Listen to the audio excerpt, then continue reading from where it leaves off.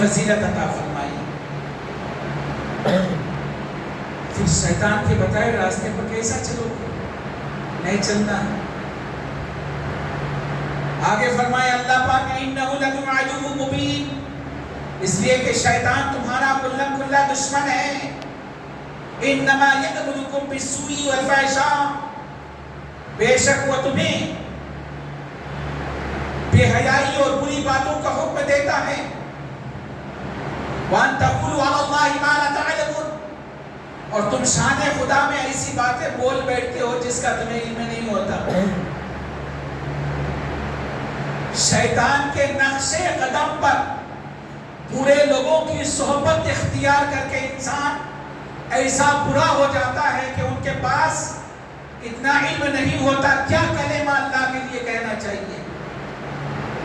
جہلا کی صحبت اختیار کر کے، برے انسان کی صحبت اختیار کر کے، شرابیوں کی صحبت اختیار کر کے، جواریوں کی صحبت اختیار کر کے، انسان گنجیوں کی صحبت اختیار کر کے، برے کام کرنے والے لوگوں کی صحبت اختیار کر کے وہ کلمات کہہ بیٹھتا ہے جو ایک شرابی کہتا ہے، ایک جواری جملہ اپنے منہ سے نکلتا ہے، ایک ایسا انسان جن کی زندگی بے حیائیوں میں گزرتی ہے اور وہ بے باکی سے کہتا ہے اللہ معاف کرنے والا ہے، پھر گناہوں پر گناہ کرتا چلے جاتا ہے.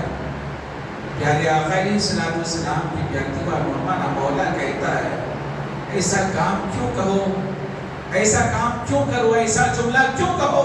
وَأَن تَقُولُوا عَلَى اللَّهِ مَا لَا تَعْلَمُونَ، کہ شان خدا میں تم ایسا کلمہ کہہ بیٹھو جس کا تمہیں علم نہیں ہے. خدا کب معاف فرمائے گا، خدا بخشنے پر کب آئے گا. اللہ نے تمہیں بارش بھیجی ہے تو یہ بارش کس لیے بھیجی ہے؟ ایسا نہ کہہ دو کہ میری فلاں چیز بھیگ گئی یا فلاں کام اس بارش کی وجہ سے نہیں ہوا، جانا تھا نہیں جا سکا، ایسی دھوپ کی شدت کیوں ہو گئی. یہ ساری چیزیں اللہ کی طرف سے ہے، قدرت الہیہ ہے. انسان کبھی دھوپ کی تپش کو دیکھ کر کچھ کر بیٹھتا ہے، کبھی زیادہ بارش کو دیکھ کر کچھ کر دیتا ہے. اس طریقے سے کچھ ایسے کارنامے جو خدا کی طرف سے ہوتے ہیں، قدرت الہیہ کا ظہور انسان کے پاس ہوتا ہے اور اس کی عقلیں اسے نہیں سماتی، اسے سمو نہیں سکتی، ان کے انسان کے سمجھ سے باہر ہو جاتی ہے وہ چیزیں. تو پھر انسان وہ جملہ کہہ بیٹھتا ہے جو جملہ شیطان کہنے پر اسے اکساتا ہے. کیونکہ خدا کہتا ہے قرآن میں وَلَا تَتَّبِعُوا خُطُوَاتِ الشَّيْطَانِ، شیطان کے نقش قدم پر نہ چلو، اس لیے کہ وہ تمہارا دشمن ہے.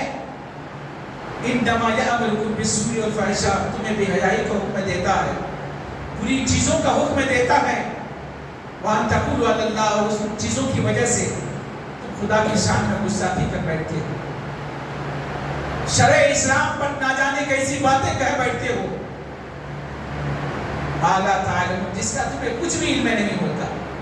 نہ تم نے قرآن پڑھا کہ قرآن میں ایسا لکھا ہے، نہ تم نے حدیثیں پڑھی جس میں ایسا لکھا ہے. بے دھڑک نہ تمہارے پاس آیات قرآنی ہے نہ حدیث مصطفیٰ علیہ السلام ہے. بغیر حوالے کے، بغیر جانکاری کے ایسے جملے تم نکال دیتے ہو جس کا تمہارے پاس کچھ بھی علم نہیں ہوتا. پیارے آقا علیہ السلام کے پیارے دیوانوں، تو حلال جہاں ہمارے لیے کوئی چیز ہو، ظاہری طور پر بھی طیب ہو، ظاہری طور پر اگر طیب ہے تو باطنی طور پر وہ حلال ہے یا نہیں ہے اسے ہمیں دیکھنا ہے. اب دیکھیں ایک آخری بات، پیران پیر روشن زمین محبوب سبحانی سیدنا شیخ غوث اعظم دستگیر رضی اللہ تعالی عنہ ارشاد فرماتے ہیں اے لوگو، حلال چیز تمہارے لیے اتنا ضروری ہے کہ طلب الکسب حلال، تمہارے لیے حلال کی تلاش کتنا ضروری ہے. ارشاد فرماتے ہیں اکل الحرام یمیت قلبک واکل الحلال یحیی. پیران پیر فرماتے ہیں کہ تمہارے لیے اگر تم نے حرام کمائی سے حرام دولت کو اپنا نوالا بنایا تو یہ حرام کمائی تمہارے دل کو مار دیتی ہے، یہ حرام رزق تمہارے دل کو مردہ کر دیتا ہے۔ اگر تم پھر انہیں دوسرے اعتبار سے اگر وہ حرام نہیں بلکہ حلال ہے تو پھر دیکھو یہ تمہیں زندہ کر دے گا، تمہیں زندگی دے گا۔ تمہارا دل سویا ہوا اور مردہ ہوا دل جلا مچے گا، اللہ اس کے اندر زندگی اور تازگی عطا فرمائے گا۔ ضروری ہمارے لیے یہ ہے کہ ہم زندگی جئیں، حلال اور طیب چیزوں کا استعمال کریں، کیونکہ اکل الحلال فریضہ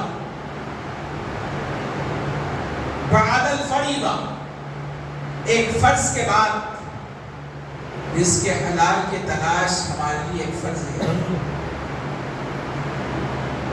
رزق حلال کی تلاش ہمارے لیے ایک فرض کے بعد ایک فرض ہے۔ مثلاً اگر ہم نماز پڑھتے ہیں جو ہم پر فرض ہے، اگر ہمارے اوپر زکوٰۃ فرض ہو جائے تو جہاں اس کا ادا کرنا ہمارے لیے فرض ہوتا ہے، نماز پڑھنے کے بعد یا نماز سے قبل، جہاں انسان کے لیے نماز سے قبل کسب حلال انسان کے لیے ضروری ہے، لازم ہے، ویسے ہی اس فرض کو ادا کرنے کے بعد اس کے لیے ضروری ہے کہ وہ کسب حلال کے لیے کوشش کرے، جدوجہد کرے، اللہ اسے کامیابی دے گا۔ پیارے آقا علیہ الصلوۃ والسلام کی پیاری دیوار میں فرمایا گیا اکل الکسب الحلال فریضہ بعد الفریضہ، یہ حلال روزی کی تلاش کرنا ہمارے لیے ایک فرض کے بعد دوسرا فرض ہے، انسان کے لیے اتنا ضروری ہے۔ انسان کے جسم میں اگر حرام کمائی کا ایک نوالا چلا جائے تو 40 دنوں تک اسے عبادت کا سرور نہیں آتا، 40 دنوں تک عبادت کا سرور، عبادت میں مزہ نہیں آتا۔ حرام کمائی کا ایک پیسہ اگر ہم نے اپنے کپڑوں میں لگایا، جس کپڑے کو پہن کر ہم نماز پڑھ رہے ہوتے ہیں، ہماری نماز قابل قبول نہیں ہوتی۔ خیرات کریں اور خیرات شدہ مالوں میں ایک پیسہ حرام کا چلا جائے تو نیکیوں کی امید رکھنا ایسا ہے جیسا ایک انسان گندے کپڑے کو پیشاب سے دھو کر پاک کرنا چاہتا ہے۔ جس طرح یہاں یہ اس کی نیت فاسد ہے، اس کی سوچ غلط ہے کہ آلودہ کپڑے پیشاب سے پاک ہو جائے گا، دھل جائے گا۔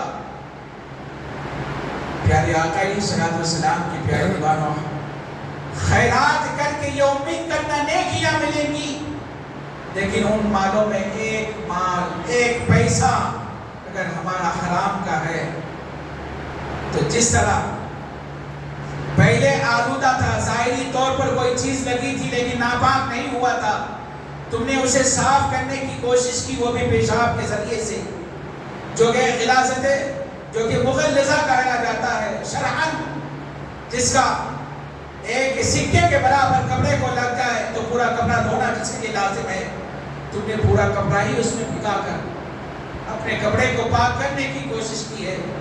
ایسے ہی نیکیوں کی امید رکھنا اور حرام کمائی کو وہاں تصرف کرنے سے انسان کو نیکیوں کی امید کرنا ایسا ہی ہے جیسے پیشاب، یعنی ان کے لیے اتنا بڑا گناہ ہو جاتا ہے۔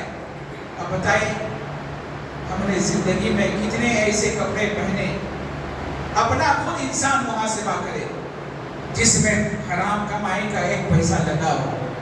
ہم نے غریبوں کی مدد کی ہے اس امید کے ساتھ کہ اللہ ہم پر بھی بھلا فرمائے گا، ہمیں نیکیاں ملیں گی، لیکن ان پیسوں میں اگر ہمارے حرام کمائی کا ایک پیسہ ہے، اگر ہم نے عمرے کیے ہیں، ہم نے حج ادا کیے ہیں، اگر ان عبادات میں ہم نے ایک پیسہ حرام کا خرچ کیا ہے تو وہ حج و عمرہ ہمارے لیے بوال بن جائے گا، ذریعہ نجات نہیں بلکہ بخشش نہیں بلکہ اللہ پاک پھر اسے ہمارے لیے جہنم میں جانے کا ایک ذریعہ بنا دے گا۔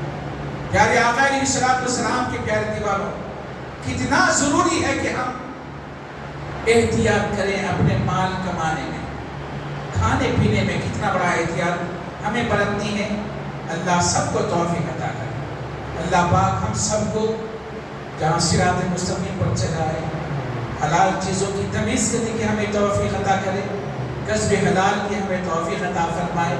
پیارے آقا علیہ الصلوۃ والسلام کے بتائے ہوئے ارشادات پر ہمیں عمل کی توفیق عطا فرمائے، صحابہ سے محبت کرنے کی توفیق عطا فرمائے، اہل بیت اطہار کی محبت ہمارے دلوں میں روشن فرمائے، بزرگان دین کے نقوش قدم پر ہمیں زندگی گزارنے کی توفیق عطا فرمائے۔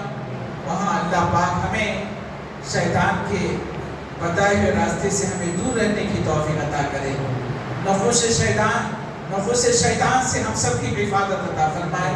اللہ پاک ہمارے لیے رزق حلال کا انتظام فرمائے، ہمارے ایمان کا تحفظ اللہ پاک عطا فرمائے، اور جب تک جیے ہم ایمان پر جیے، اور جب ہمارا خاتمہ ہو تو اللہ پاک ہم سب کا خاتمہ ایمان پر فرمائے۔